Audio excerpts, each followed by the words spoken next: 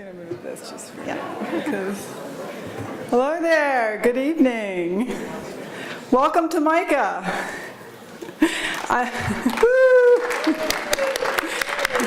I'm Ellen Lupton. I'm founding director of the Graphic Design MFA program here at MICA and a proud member of our graduate and undergraduate faculty. Tonight we're going to welcome Lisa Strausfeld as MICA's 10th William Steinmetz Designer-in-Residence. Betty founded this incredible program 10 years ago, and here we are with an amazing, amazing program. Before I introduce Lisa, I'd like to take a few moments to remember our very special friend, William Steinmetz, class of 1950. When Bill passed away in November 2016, he left behind a deep and tangible absence. Bill was a student, professor, and board member here at MICA. When he was a student here in the 1940s, he met an intense young sculptor and jewelry maker named Betty Cooke. Bill and Betty were married for 61 years. They worked as designers for Baltimore's most progressive clients.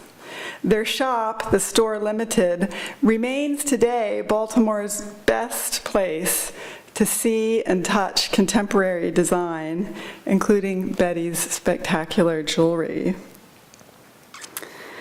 Bill was a gifted designer and painter with an angel's heart. And he loved MICA, and MICA loved Bill very, very much. In 2009, Betty established the William Steinmetz 50 Designer-in-Residence program. This program allows us to invite world-famous artists and designers to spend time on campus with our students and faculty. Past guests have included Teddy Cruz, Karen Fong, Eddie Opara, Chip Kidd, Richard Neeson, Conflict Kitchen, and Zach Lieberman. And one of the great things about this program is, in addition to this incredible public event tonight in this wonderful hall, these designers also spend time on campus with our students.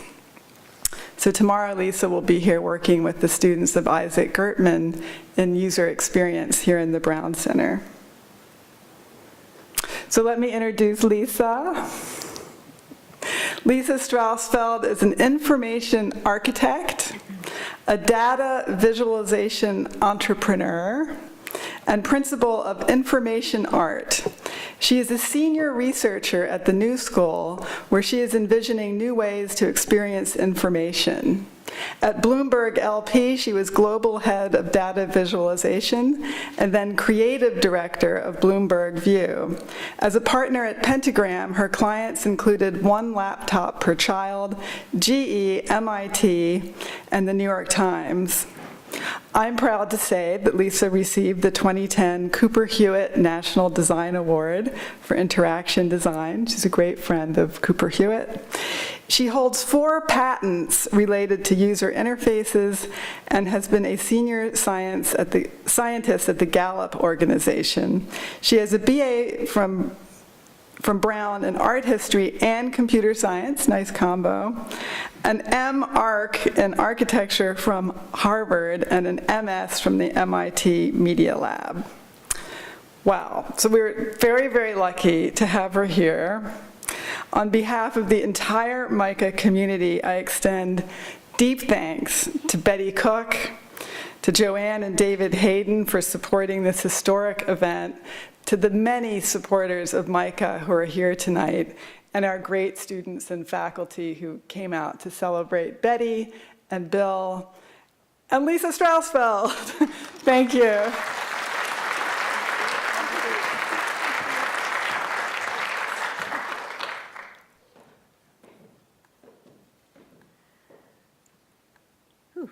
Wow. I'm going to stand up here. Thank you. Thank you so much, Ellen. Thank you, Betty Cooke. Thank you, MICA, for inviting me. It's really an honor to be here. And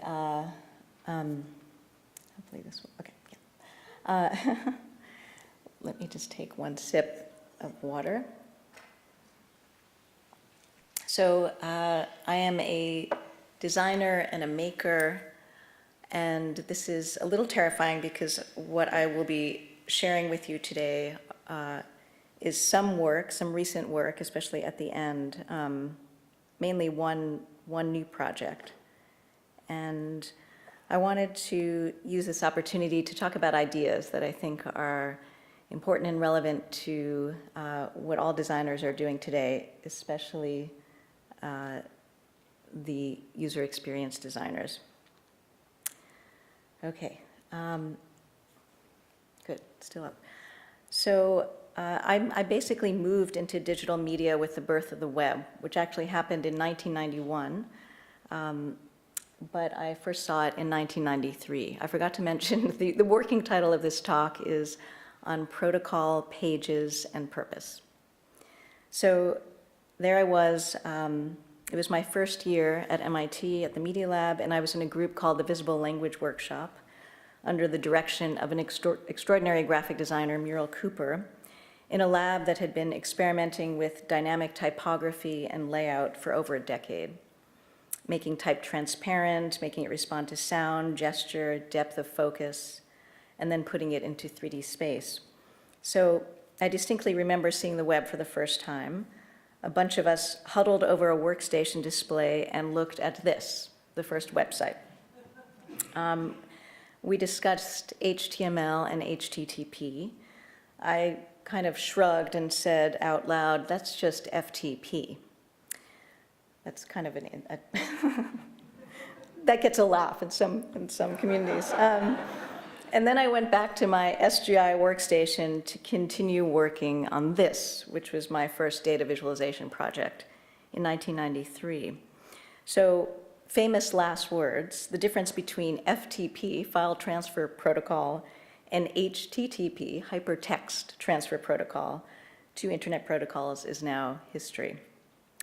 So fast forward to 1997, the first weblog.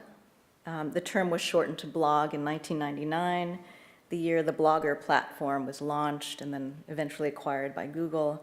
My reaction, again, this time, these are just web pages. What's the big deal? Then in 2000, I received my first text message. I think it was about 2000. I had email, so no real need for text, or so I thought at the time. I thought it was odd and confusing to have to actively decide whether to text or email someone. And I usually based my decision on the age of my recipient.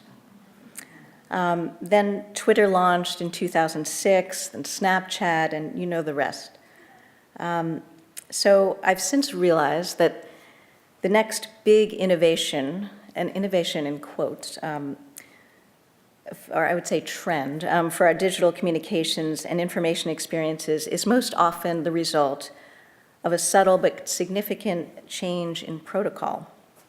I've also recognized my complete inability to see this as it's unfolding before me. So the first part of my talk then is about protocol. And then simultaneously, I've seen my digital world get flatter. So we were pioneering spatial information experiences in the early 90s at MIT with other groups around the country and the world. And what happened? Well, the first banner ad ran on Wired magazine in October of 1994, and monetization of the web completely relied on a page-based model. So we've been stuck there ever since. So the second part of my talk is about escaping the page. So this leads me to today.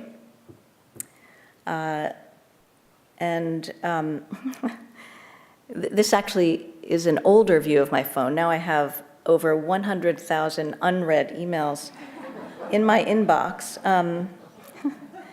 And Alan Cooper, a user experience guru who I worked with many years ago, would ask a group of designers working with him, what do users care most about? And of course, we would say, you know, some kind of seamless experience, that they can do what they need to do. And he would ask over and over again. Finally, he said, the number one thing users care most about is not feeling stupid. So that, along with what I took away from Richard Werman, another who coined the term information architecture, he also gave me the confidence to look at these problems like my exponentially sized inbox as kind of a problem of the software, of the interface, rather than a problem for me. And I love how he talks about being a professional dummy. So I've channeled that. Okay. So next, another thing that we're dealing with today, this was a story that ran about a year ago in the New York Times. And the journalists who were working on this story said that they went through 100,000 documents or so. And I loved this quote. They have a virtual mountain of spreadsheets, which we should have spreadsheets of our spreadsheets. So again, there's something seriously lacking in how we're supported technologically as we interact with our work, with our colleagues, our friends, our family, as well as how we're supported in our interaction with information, lots of information from multiple sources. And this is not a new problem, as we know. In fact, many of us were really exploring this a couple decades ago. I've observed that research in academic and corporate institutions has moved on from these problems to other more advanced problems, but we're really still left with these day-to-day experiences of screens the size of our heads, or our hands, or the size of windows, and we live in these experiences, in these interfaces. We have text, image, moving image, data, and we have the same old problems. So my question for myself these days, and for all of us working in this field, is can we do better? So I'll conclude with a description and demo of a very recent passion project that leverages the incredible digital tools we've had for a while and we have now to define a new protocol to escape the page and with the goal of visualizing knowledge. Okay, so first a little bit about protocol. Okay, so actually since Bloomberg and Gallup, as Ellen mentioned, I've returned to my studio Information Art and do a variety of information-focused strategy and design projects for clients. But in 2017, I started this research position at the New School, which has been an incredible luxury and some time to think. And I decided as my first project to look at protocol. I love the kind of this sort of squareness, retentiveness of the word, and its layered meanings relating to, of course, computing and human behavior. It was also a way to capture a lot of my curiosities over the years. Here are a couple. In the corporate or government office before email, there was the memo. This is the printed media form, if you will, that allows one person to either publicly or privately broadcast a duplicate message to many people at once. It came with its own behavioral protocol about its creation, distribution, editorial voice, length, and purpose. And of course, now it's an obsolete artifact of the 20th century. Speaking of behavior, the behavior side of things, as a kid, I remember the slight rush of adrenaline when I experienced when I would check the mailbox. And then as a young adult, when I had my first answering machine, I felt this kind of physiological adrenaline rush when I got home and pressed the message button. And these responses to communication that would happen once or twice a day, that kind of like, oh, is there a message for me? Now they happen multiple times a minute, probably more. So again, these shifts in experience have happened so regularly in the last 20 years that many of us can viscerally remember that precise, uncomfortable, and confusing moment when we shifted our behavior to conform to a new communication protocol. So back to protocol. First, I'll start with a definition, what it is, what it's not. I would say for communication, and information, the main goal really is connection and access. So the main definitions I'm interested in have to do, again, with this kind of etiquette, behavior, diplomacy, and then the computing definition about how sources, how sort of a server and a client, how these computers in our of the internet basically communicate with one another. Interestingly, the origin of the word really comes from, and it's a very old word, comes from first glue, something that was actually a sheet on the front of this, a manuscript, basically. And then just another definition from Google, again, a procedure, system of rules, governing diplomacy, and then on the computing side, the rules governing the exchange or transmission of data between devices.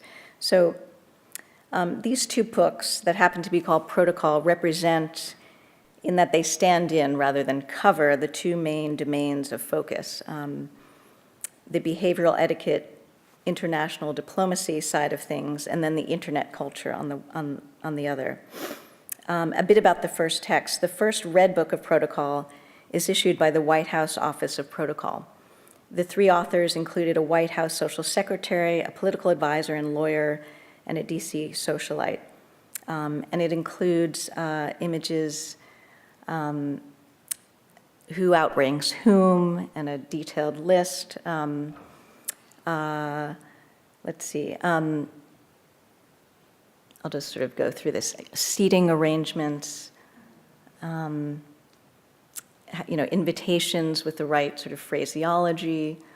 Look at a business card is never used for social calling, but that last piece, that's on the right. Of course, the flag and dress codes.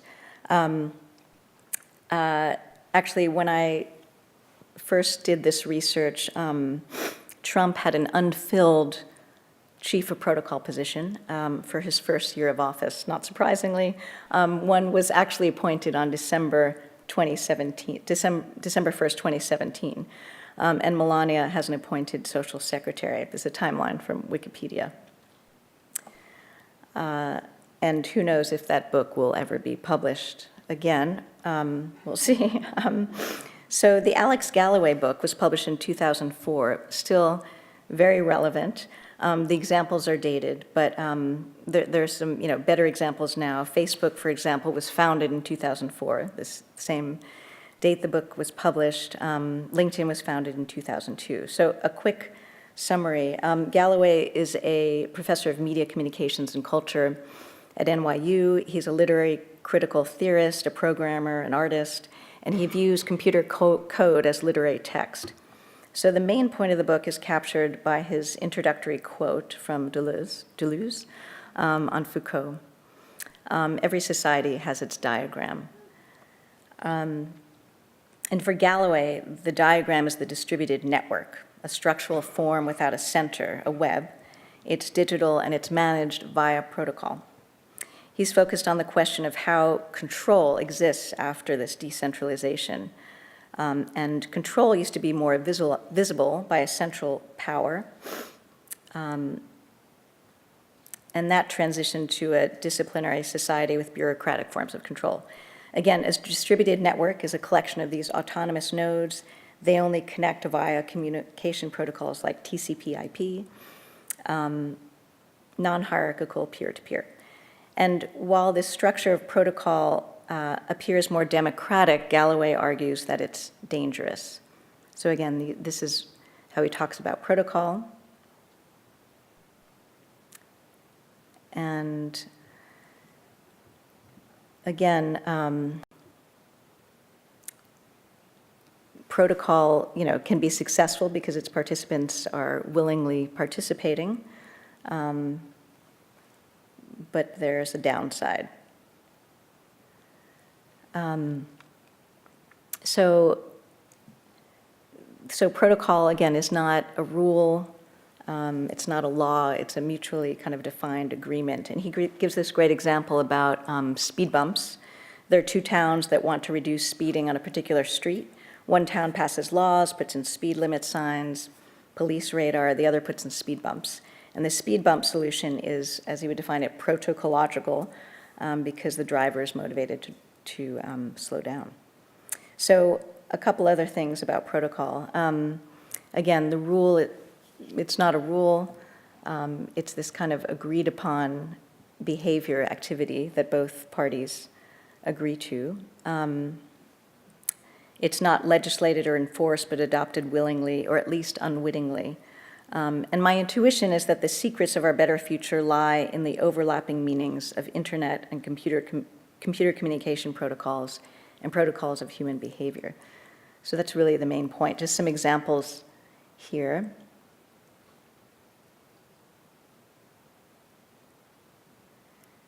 This one could be interesting to explore.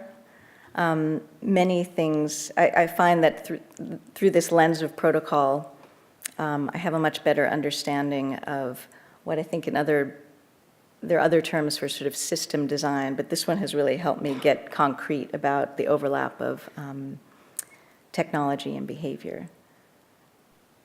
So protocol, I would argue, is the medium of our time. What's challenging right now, ever more and more relevant, even since I began this research, is the fact that many of these protocols we use for our communications and information are owned, which is really the problem that we're having now online.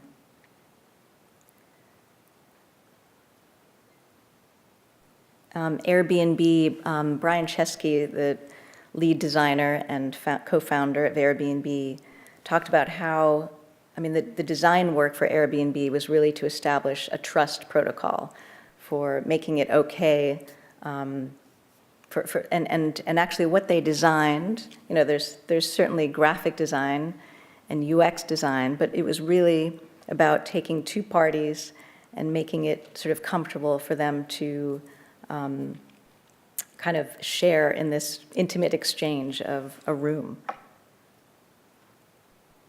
So other conversations that could be had about the role of blockchain, I'm skeptical. Okay, so lastly here, just a couple diagrams. What's interesting now is, the goal, I think, should be, as much as possible, sort of a direct connection in communication. We do sort of have to make these choices about how we communicate with people. And what's happened is that we're in this artificial place where we have to decide which protocol, which brand, basically, to use. And which platform to use. Should I communicate with this group of friends on Facebook, through Snapchat, through Google Hangouts? And I feel like thinking about the problem this way, at least for me, is helping to define some better ways of going about it. Okay, so I'll keep going quickly. I had one example here, which since I'm running low on time, I'll go through this very quickly, but I love this music example, thinking about media forms, but this Carole King album, actually I think I should maybe skip through this. This is about a sort of transition of protocols in music and how we experience music, starting with vinyl, and thinking about where the music was listened to, the kind of parties participating, how it moved, again, from vinyl to 8-track tapes to the car, to cassettes to our pockets, CDs, sort of, I think, many of us owned one or two because we maybe lost one, or, and this really helped me define what it is about Apple Music that I find problematic. What's missing now, which is a problem maybe for my generation and maybe not so much for younger generation, is the fact that even though some of us have bought this album many times and have had and would like a transaction with the artist, we don't really own the music anymore. So that's problematic. So this is another example of a design problem that deserves a look, not just at the user interface design, the graphic design, but at the protocols and the behavior that's driving it. So, okay, getting into escaping the page. Muriel Cooper provides the perfect segue. She, again, she was the head graphic designer at MIT Press for many years, designed this incredible logo, and then she started the Visible Language Workshop at the Media Lab, and I was one of her students. So she had the ability to look objectively at protocols, not reject or even critique them, but find opportunities to play with them and push beyond them. And she famously did a film of the Bauhaus book. She really questioned the relationship. She basically wanted to move. If you look at most of her book work, there's a lot of film. There are other media basically at work in how she designed books and how she thought about them. And so she was basically interested in bringing all of her graphic design knowledge and, more importantly, her desires from print to digital as she led this group at the Media Lab, and was exhilarated by what was possible in a dynamic and intelligent medium. And just one last image. Speaking of defying protocol, here Muriel is in a meeting in a sort of conference room-like setting with, of course, at the time, it was MIT, a bunch of men with a bare foot on the table. Okay, I'll skip through this too.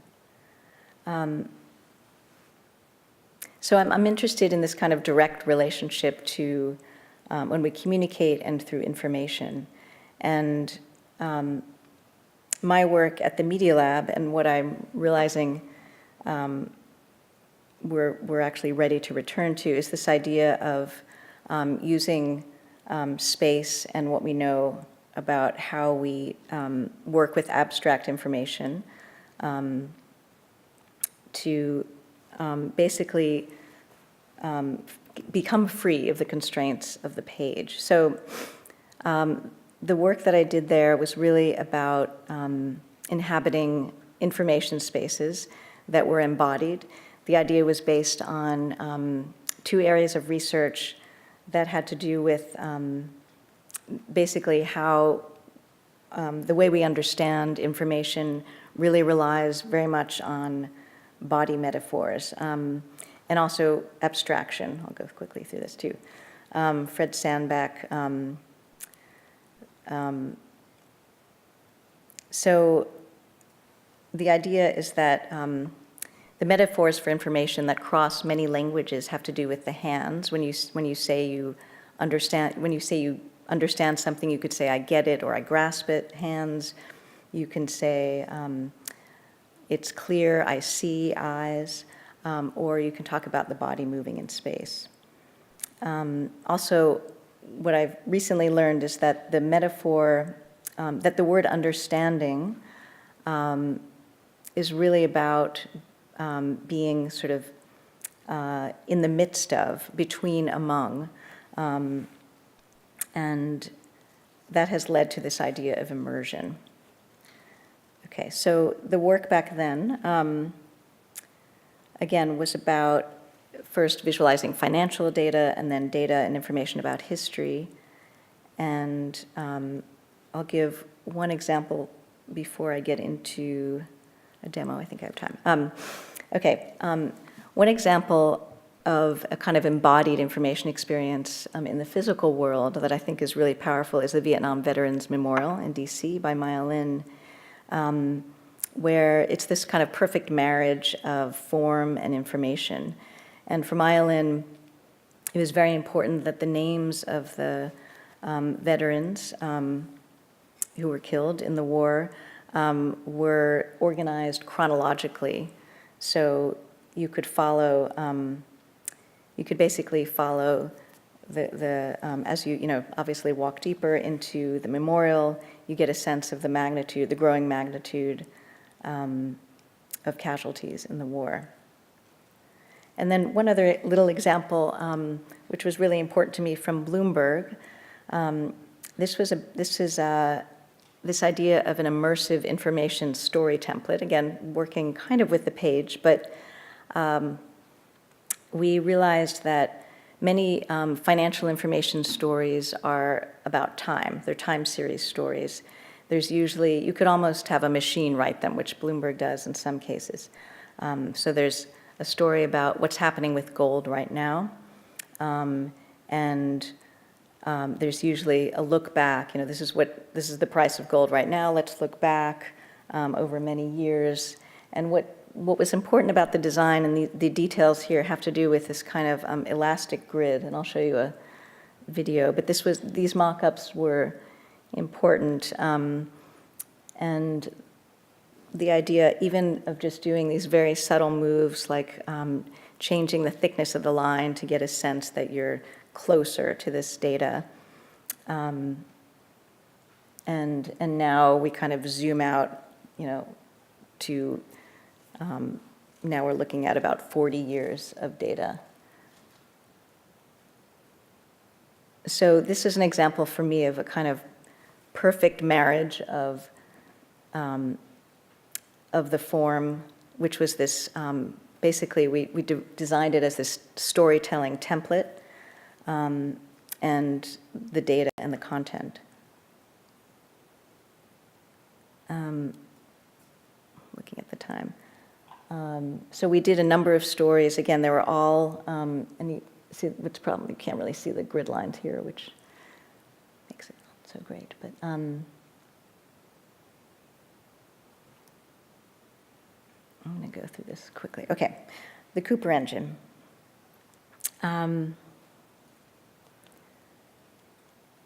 Okay. So this project, just recently named the Cooper engine, was inspired by some recent 3D work that I've been asked to do. There was a little HoloLens project at Microsoft, and I love these images from this actually physically built project by a group called Newmans, and in the Netherlands. And the idea was to kind of start to get back into 3D design, to look at reading about type in 3D, to see if we could actually find organizations that are convincing. And in this last summer, I had this opportunity to work with this group in Portland, Oregon, called Glowbox, and they introduced me to the world of virtual reality. And I hadn't been that interested in virtual reality. I hate the hardware, I hate wearing it. But what I noticed is that there was a lot of creativity there. There were a lot of filmmakers, illustrators, animators, gamers working in that environment. But I saw an opportunity to start looking at visualizing data dynamically. And we did a first project that has been very inspiring to me. We did it quickly, so I will describe it and do a demo for you. And let's see. I knew there was an opportunity to work with them for a few weeks, so I knew I wanted to visualize a network. This is Manuel Lima, who gave a great TED Talk about how kind of the diagram of our time, he calls it the meme of our time, has moved from the tree diagram to the network diagram. And I had done a little bit of sort of illustration work in that area. So a quick preamble. At the New School, I met this remarkable woman. There's a kind of theme of incredible spiritual women guides in my life. And Gina is a professor at the New School of Women's Studies, and she has a project called the New Historia, which is basically a new way of thinking about history through women's lives. And this is Gina carrying the VR headset that I have now. She has her own setup. And just a couple words about Gina. She says that women's lives were not historically meant to be public. And her history focus goes from, Sappho to the present. She's looking at, centuries of scholarship on women. So women's lives were not meant to be public. So the story of this kind of, the structure of women's biographies really have to take into account that shift from the private to the public. There's always a story about education, about marriage and children that's kind of material. And what's interesting and to me very relevant right now about this lens of female biography is that we're looking at men's lives this way now. I think the Me Too movement has shown that the private lives of all of us, including men, are now relevant to our public contributions. So this is a group of scholars. There's incredible group, a larger group, but this group came to the New School to convene about this project. I'll show a couple slides and then I'll give you the demo. So the first focus was really on this woman, Mary Hayes. This is her timeline. And in 1803, you can see she published this first known biography of women, 6 volumes, 302 women. And Gina Walker, this professor at the New School, updated this biography in 2014 with a group of scholars that were around that table. And so we started by looking at the sort of the connection between time and network. And the works are in blue, the relationships are mostly biological, but the idea is that they will become non-biological. They become about inspiration and mentoring and so on.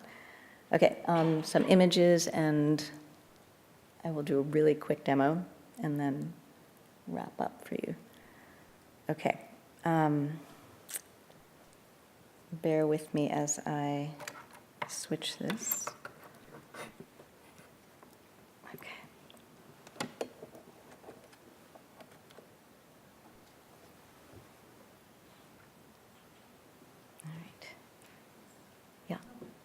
I don't have to rush, okay. Okay.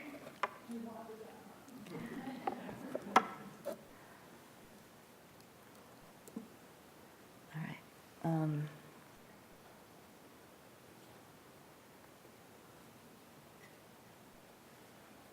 Okay. All right.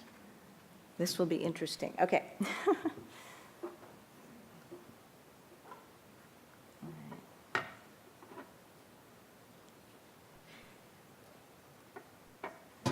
So this is best experienced as a solitary experience, which is really what's problematic about it.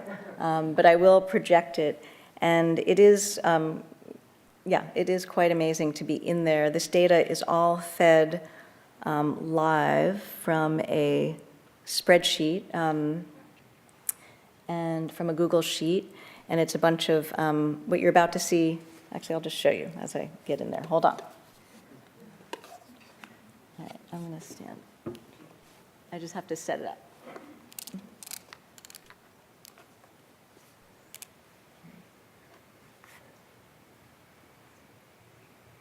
It's telling me to look at the floor. Okay.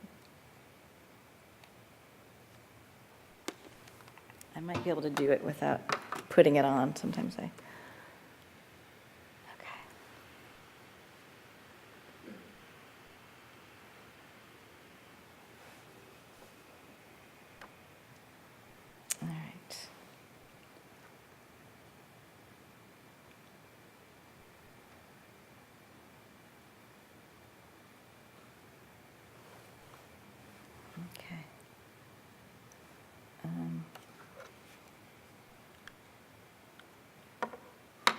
All right, so this often happens, right when I need it to work.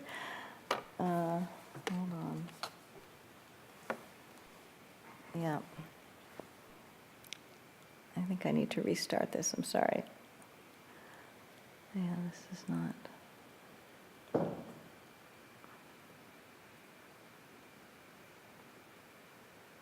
think it was just waiting for me for a while, so it's,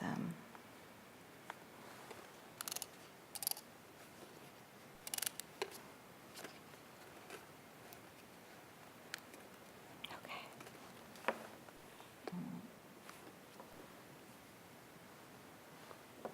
Stand by. Early days of VR. Okay. Try it again.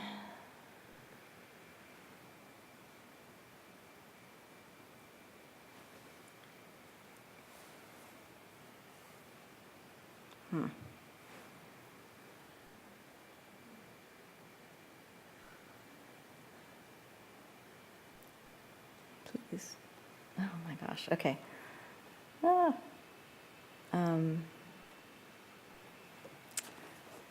I have to do one thing. Forgive me. I just have to get the headset started again.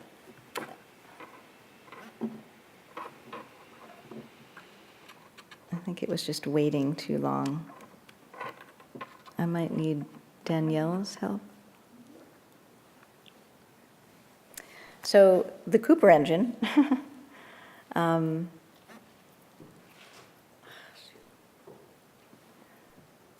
actually oh my gosh, total shutdown.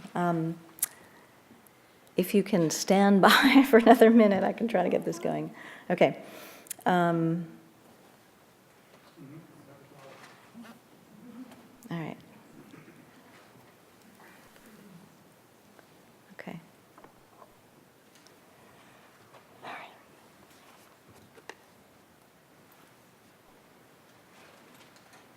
Okay, one more time.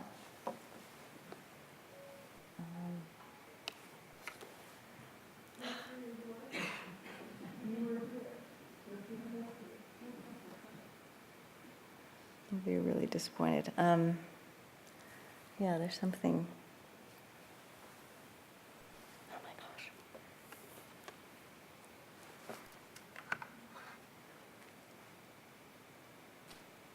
Yeah, it's anyone any tech help here? Okay. Yeah, it's not working. I should be moving in this space. I'm going to try one more thing, which is to restart, and then, okay.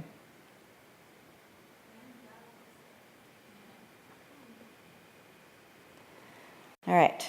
Okay. So the Cooper engine, the vision really is to visualize knowledge. It's pretty ambitious. And maybe I'll even say my conclusion while I'm waiting for this thing to start up. So the things I really want to leave you with, first, okay.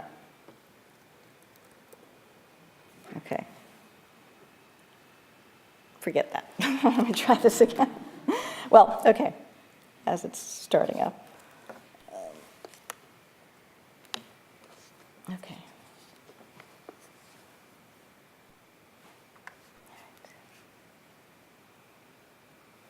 Tells me to look at the floor.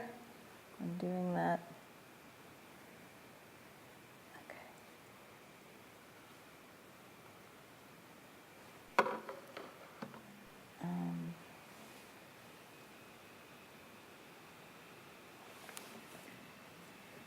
Okay, could not, yeah, there's something, start in offline mode, yes, okay. Maybe that's the problem, is that it's not on the network.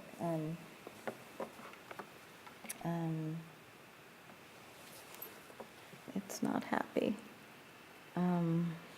Okay, one last attempt here.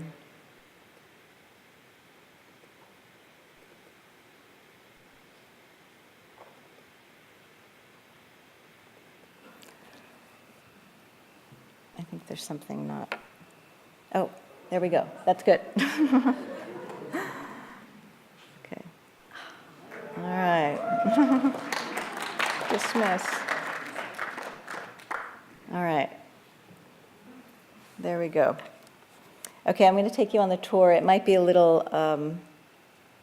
hopefully it won't destroy your appetite. Okay, this is working. Okay.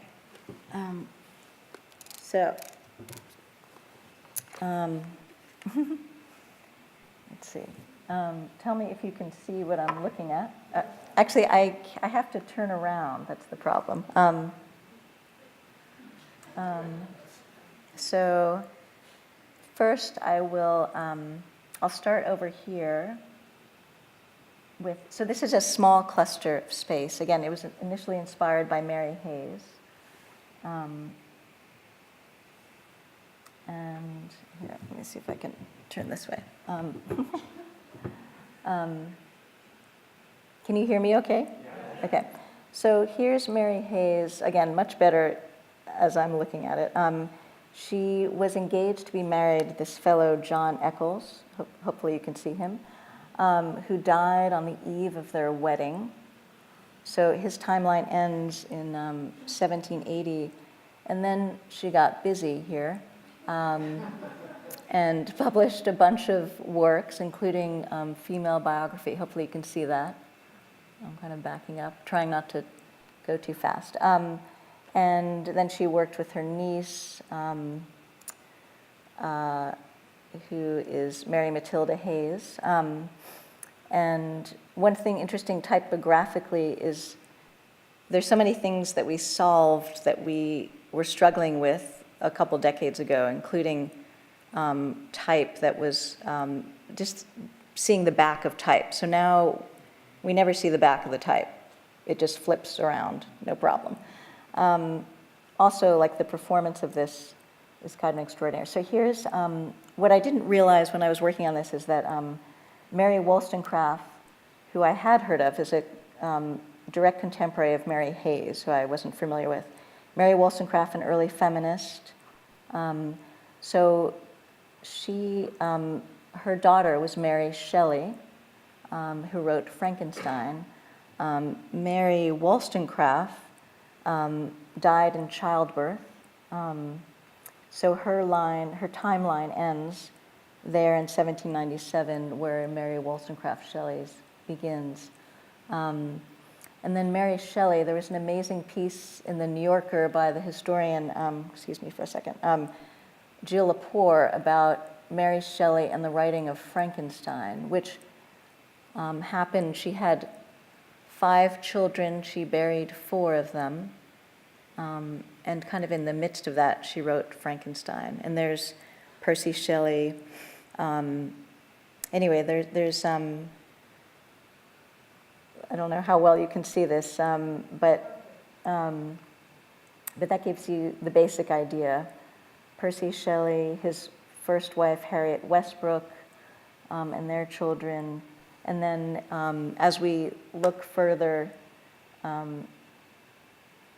we haven't put this in yet, but we would see Ada Lovelace and Charles Babbage. And anyway, there are many stories. This is just the beginning. And we have not put images in yet. And we're really working on now the kind of structure of these biographies. And there will be, we're working on a website for the new Historia as a kind of entry, a sort of portal and exit point. In many ways, it's kind of, one last thing here. There's a vision that these sort of timelines, these tubes, could be sort of entered as other sort of tunnels of time through the perspective of an individual. Anyway, lots of ideas. I just wanted to leave you with that.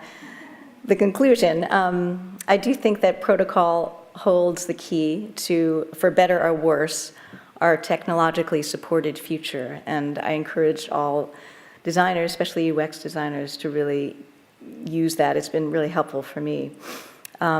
Second, I really believe it's time to move our information and communications into other dimensions.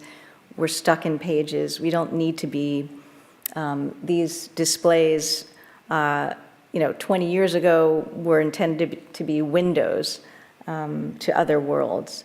And I think we're ready for it, and it's a natural way of navigating. And third, relative to this project, the purpose piece for me, it's also really time to rewrite our history, develop a new protocol for creating and contributing to it, and a new space for free exploration. Thank you.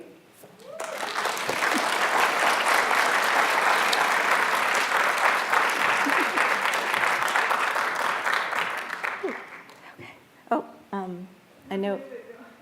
I know we're, yeah, okay, good. Wow. We actually have 5 minutes for Okay. questions. You're so worried about time. Oh my God, it is so great. I feel like we've just experienced something profound, but it's MICA, right? So of course, this is probably the first typography in virtual reality. There is some, but this is totally No, dynamic, it's the first. actually. Totally dynamic, live fed from a spreadsheet here in Falvey Hall, 2019, the 10th. William Steinmetz, Designer-in-Residence, you were there. So we just have a few minutes left, but this is just such a profound experience. I'd just love to have a question or comment from the audience, especially from a student, perhaps, who might be wondering how to navigate this weird new space. And I'll let you answer the question. Thank you so much. That was a little nerve-wracking. Any questions? Yes? Yeah, I'm curious about your thoughts on haptics. And haptics is a way that you can be on the page. And if you have any interesting examples of that. I don't, but I would love to. I mean, actually, these devices have haptics in them. And one of the things that we did in this space. Can you explain what happened? Oh, haptics is when there's kind of almost like physical touch feedback, like resistance or something. It's a kind of tactile experience. And one of the things that we did in this space, because we built it very quickly, the network layout algorithms can be kind of sophisticated and complex to code. So now, actually, we put the stuff appears in the space, but you can pick them up. You can pick these things up and move them around. So I've been on the phone when I've been literally moving. Everything stays fixed in time, and all the links stay connected. But you can actually it becomes very physical, and hopefully, haptics will enhance that even further. We haven't put sound in, and that's coming as well. Yes? So when you began this project, how much inspiration did you draw from virtual reality and popular media like Lawnmower Man and, did virtual user interfaces and movies and that kind of stuff? I've watched my daughter play Minecraft, or I don't want to say play, work in Minecraft. In fact, this piece is now working on the iPad. So there's a tablet version, which was inspired because she, with your two thumbs, you can. It's like her ability to sort of create and navigate this really complex dimensional world inspired me very much. And I don't know if I answered your question, but, and I'm still kind of getting up to speed with all the latest. I haven't done that much gaming myself in VR. I was hoping that someone should ask me a question about data visualization, how that fits into this, if you'd like, but not. Data visualization. How does it fit into this? And that'll be the last question. Yeah, I worked in data visualization for a while, and I still feel like this is very close to what I'm doing. Actually, I can't believe I don't really know how to answer that question, but it is a good question. I think data visualization is a little bit confused right now.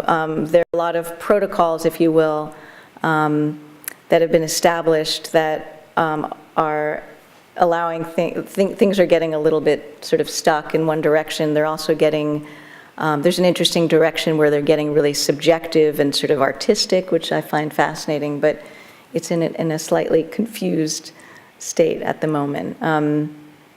So I asked a bad question and then I answered it poorly, but. Forgiven. One more question. Yeah. You studied architecture, Mm-hmm. which is Oh. good work. I just was curious about your thoughts on this kind of universal grid Yeah. as the kind of medium that you Mhm. navigate through, and if you thought of or are interested in more specifically architectural spaces within these environments. Actually, now that I'm reminded that I think, I mean, our first pass is very Cartesian. We will add geography, but and we will compress and expand time, and at some point we will bend it, but not ready for that yet. So we're starting in a very Cartesian way. I also am really inspired by exhibition design. I feel like at best, and there's an interest in actually adding collections to this. I think at best, these spaces could be kind of dynamically built exhibitions. And the protocol for how you move into them, create them, expand them, has yet to be determined, but I have been inspired by your work, among others, in exhibition. Yes? President Boyd, you heard. For students in our midst, I Yeah. wonder for those who are fascinated and want to explore these new frontiers, Yeah. what kind of coursework they should consider that are maybe not traditional to Mhm. a graphic design program? Because at MICA, we actually have pretty open border curriculum. Yeah. I think students can explore. They can give some tips as to what are those coursework might be that might spark some ideas and interest. That's a really good question. I mean, my training is kind of all over the place. I think just, I mean, still, there's so many sort of basic skills about layout and typography that I value when I'm working with people. I mean, always. And understanding sort of hierarchy of relationships that, which for me came from architecture, it can come from graphic design. There is no, there's nothing that, you know, a good design education is key. But then it's a matter of just sort of following your interest, and there's so many opportunities. I feel like UX design, I caution young people that some of these opportunities when you leave school, where the UX design is so codified and the position is so sort of focused, I think are not the best career moves, personally. And it's always good to sort of learn while being in a big corporation, but I think things are changing every single day. So being able to, I mean, always have great design skills and thinking and constantly learning. I think those are mainly the skills to have, and having that curiosity. That's Thanks. a great way to Yes. Thank you so much.